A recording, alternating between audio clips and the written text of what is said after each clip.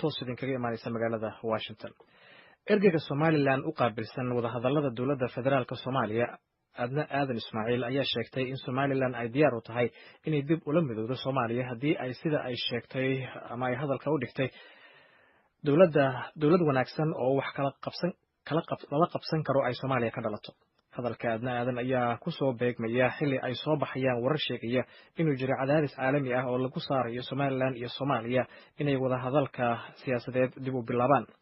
Safiirada wadamada Netherlands iyo Denmark u fadhiya Nairobi ayaa warbaahinta Kenya u sheegay inay diyaar u yihiin inay gacan ka geystaan bilaabista wadahadallada. Adna Aadan ayaa nagu soo booqatay xarunta VOA Washington waxaana waraysi la yeelatay Sahra Ciilanuur.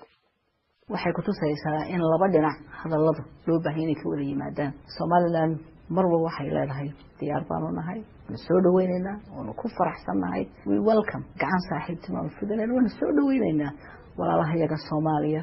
imka 30 sano ku dhowdahay inta Somaliland xilligii ay ku dhawaaqday inay Soomaaliya inteeda kala gees uga go'day ama gooni uga go'day, maadaama oo isbedel xooggan geeska Afrika ka dhacayaan, maadaama wadamo badan oo caalamka ah isku imanayaan oo ay wada hadal iyo isafgaransho iyo midow cusub ay samaysanayaan. Somaliland suurtagal ma tahay inay intay mar kale ay ka go'do inay mar kale ay dib isugu noqdaan Soomaaliya oo la isku yimaado. oo su'aal wanaagsan weeyaan. markii la saacay wanaag iyo walaalnimo ixtiraam baa la isku raacay, dhibaatooyin baa dhacay oo dalkii kala jaray.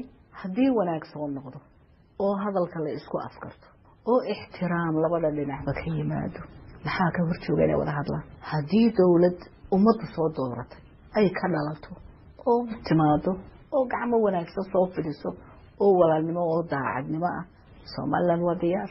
Somaliland maanta waa diyaar. marka diyaarkaas maxaa lagu macneyn karaa? waxa lagu macneyn cidii aad la hadli lahayd baa ayaa naga maqan. Eritrea iyo Ethiopia markay wada hadlayeen laba dawladood bay ahaayeen oo hadalkii iska dhageystay. annagii Soomaaliya idaan la hadalnaba garanayno, gobolkeenu la hadalnaa, yaa matala Soomaaliya, yaa afhayeen u wada ah, yaa ka wada mas'uula. inkastoo maamul goboleedyo tira badan jiraan, haddana dawlad dhexe oo waxaa timaado miiska kaalay, meel ha la isugu yimaado, ha la wada hadlo, halkaasay wax ka dhalan karaan. gacmo wanaagsan oo walaalnimo iyo jaarnimona waanu soo fidinaynaa. diyaar kaama ku jirtaa markaa in mar dambe la soo celiyo midowgii Soomaaliya haddii laga arko taasi wax gacan uur ku jirto oo Ilaahu baa ka jawaabi kara. haddii Soomaali dawlad wanaagsan ay ka dhalato Soomaaliya oo wanaagsan wax la qabsan karaa dabcan. laakiin hadday tahay mid iyadiiba aan iska dhamaanayn ama dalkeediba aan gacanta ugu wada jirnay shisheeye uu ilaalinayo, ayaanu la hadalnaa. ma Yunus baan la hadlaa la walaalowna. Somaliland lafteeda muddooyinkii dambe intii doorashada ka dambeysay tabashooyin badan baa jira.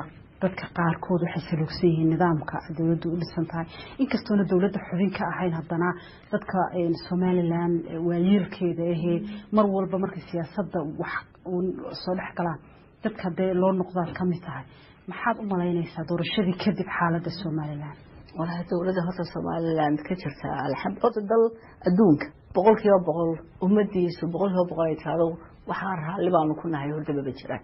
haddii ay jiri lahayd de magac kale ayaa loo bixin lahaa oo de jamac bay noqon lahayd. laakiin waa bini aadam, qaar baa wax doona, qaar baa wax diida, qaar baa dhexdhexaada, intaba way leeyihiin. wax lagu xisaabtamaa waxa weeye aqlabiyadu maxay rabtaa. waxay Soomaalidu ku maahmaadaa gari laba kama wada qosliso. xisbiyadu way tartamaan, waxay u tartamaan inay midba kale ka guuleysto, laakiinse mid uun baa guuleysta.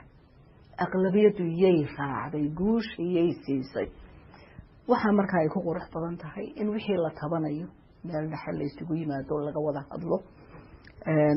laakiin waxa marxaati ka ah mar haddii aqlabiyadii dadkii Somaliland deganaa ay ugu u codeeyeen oo ay siiyeen kalsoonidii siiyeen dad xisbi ka socota.